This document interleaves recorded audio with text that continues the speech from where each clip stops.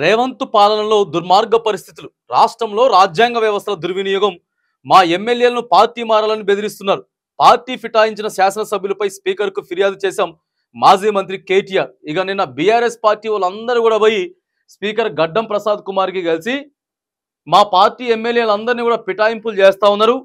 రాష్ట్ర ప్రభుత్వం పోలీసుల సపోర్ట్ పెట్టుకొని పోలీసుల ద్వారాగా బెదిరించి పార్టీ వాళ్ళ పార్టీలోకి తీసుకుంటా ఉన్నారని చెప్పి మరి నిన్న స్పీకర్ గడ్డం ప్రసాద్ కుమార్కి ఇగో నిన్న లేడీస్ ఎమ్మెల్యేలను ముందు పెట్టి దరఖాస్తు ఇచ్చేటటువంటి ప్రక్రియ చేస్తా ఉన్నారు. పిటాయింపులు వీటి మీద మరి వాళ్ళందరినీ కూడా మీరు మార్చాలి, మా ఎమ్మెల్యేలు మారుతా ఉన్నారు కాబట్టి వాళ్ళ మీద మీరు వేటు వేయాలని చెప్పి కూడా వీళ్ళంతా కూడా నిన్న పోయి ఇస్తా ఉన్నారు. మరి కేటీఆర్ గారిని మేము అడుగుతా ఉన్నాం, 2018లో మీరు ఏం చేసిరండి?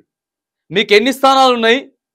మీరు మరి వేరే పార్టీలో నుంచి కాంగ్రెస్ పార్టీలో నుంచి మీ పార్టీలోకి మారుకోవడానికి అప్పుడు మరి మీరు పిటాయింపులు చేయలేదా? మీరు బెదిరించలేదా? మరి అప్పుడేం జరిగింది? 5 ఏళ్ళు తిరిగి వచ్చేసరికి అధికారం మారేసరికి మరి వాళ్ళు కూడా అదే రివెంజ్ చేస్తూ ఉన్నారు. కక్ష సాధింపు చర్య అనేది రాజకీయంలో పక్కా ఉంటుంది. ఇక ముఖ్యమంత్రి రేవంత్ రెడ్డికి మాత్రానికి భయం పట్టుకున్నది అసలుకే. అరే 64 సీట్లే ఉన్నాయి, అటు ఇటుగా ఉన్నాయి, ఓ 4 మంది అటు అయినరో ఇటు అయినరో అనుకుందాం, ఓ 4 మంది అటు ఇటు అయితే పార్టీ బీక్తుంది, ఇబ్బంది అవుతుంది కాబట్టి ఆయన బలం పెంచుకునేటటువంటి ప్రక్రియ చేస్తున్నాడు. ఇక బెదిరించో లేకపోతే భయపెట్టో బ్రతిన్లాడో ఇంకోటి చేసో స్థానాలు అయితే ఇప్పటికో 10 వేయించింది. 10 స్థానాలు పెట్టుకుంటూ ఆయన కూడా బలం ఉండాలా, లేకపోతే ప్రభుత్వాన్ని పడగొడతామని చెప్తా ఉన్నారు. కాబట్టి రేవంత్ రెడ్డి కూడా భయం అయిపోయింది.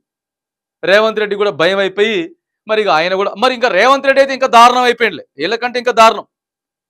ఆయన పెట్టినటువంటి మేనిఫెస్టోలో మూడో నెంబర్ మేనిఫెస్టోలో వేరే పార్టీ గుర్తు మీద గెలిచిన వాళ్ళం మీ పార్టీలోకి తీసుకోం, అవతల పార్టీలో ఉన్నటువంటి గాడిదలు లేకపోతే ఇంకా ఏదో విపరీతమైనటువంటి భాష వాడి మేము తీసుకొని చెప్పినటువంటి రేవంత్ రెడ్డి మరి ఇలా భయపడి మనకి బలం పెరిగితే మనల్ని ఎవరు చేయలేడు అని చెప్పి పార్టీ ఎమ్మెల్యేలు మారుతా ఉన్నారు. ఇక వీళ్ళు మాత్రం వాళ్ళ మీద వేటు వేయాలి, సస్పెన్షన్ వేటు వేయాలని చెప్పి గడ్డం ప్రసాద్కి అయితే వీళ్ళు ఇస్తూ ఉన్నారు. కానీ 2018లో వాళ్ళు ఏదైతే చేసిర్రో ఇప్పుడు వీళ్ళు అదే చేస్తూ ఉన్నారు. ఇక మీ వల్ల ప్రజలు కొరిగేది ఏమున్నది? మీ వల్ల ఏమున్నదని చెప్పేసి అడుగుతా ఉన్నాం. ఇక మీరంతే వాళ్ళంతే, మళ్ళీ వీళ్ళే లెగిస్తే ఇక ప్రజాస్వామ్యం తర్వాత ఇక రాజ్యాంగం గురించి మాట్లాడేది ఇగో ఈ రాజకీయ పార్టీ నాయకులు. అందుకే ప్రజలకి ఈ రాజకీయ నాయకులు అంటే విరక్తి వచ్చేసినాయి. ముందు మీరందరూ కూడా ఒకరికి చెప్పే ముందు మీరు ఒకరు కూడా చూసుకోండి. ఇక తగ్గిపోతున్నారు అని చెప్పి వాళ్ళ భయం వాళ్ళది, మా సంఖ్య పెంచుకుంటే బాగుంటుంది అని చెప్పేసి ఇక రేవంత్ రెడ్డి గారి భయం రేవంత్ రెడ్డి గారిది ఇగో ఇది కొనసాగుతున్నది.